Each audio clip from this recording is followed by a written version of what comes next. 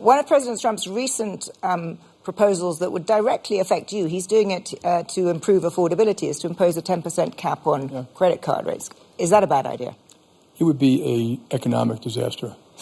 And I'm not making up because our business, we would survive it, by the way. You would, if you, in the worst case, you have to have a drastic reduction of the credit card business. I mean drastic. I mean like 10%. I mean like 80%. It would remove credit from 80% of Americans, and that is their backup credit. But I have a great idea. Since there's a huge disagreement on this one, between Republicans and Democrats, I think we should test it. And I can't do this, because it'd be antitrust. But the government can do it. They should force all the banks to do it in 2 states, Vermont and Massachusetts, and see what happens.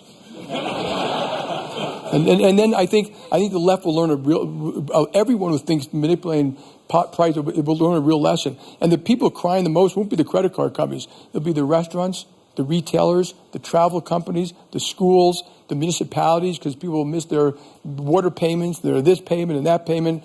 It would be something else to watch. I think they should test it. Well, President Trump may be determined to test it more broadly.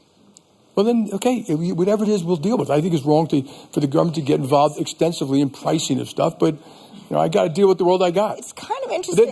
We're going to give them at one point real analysis on the effects of this. We've given some, but not a lot. It's kind of interesting. When I ask you something that directly affects JPMorgan, you say it will be a complete economic disaster. Yeah. When I speak more broadly about geopolitics, you're very reluctant to criticize the president. First of all, one I know exactly. The other one is more qualitative, how it's going to work, what are the pieces, what's their intent, how are people going to respond. They're not the same thing.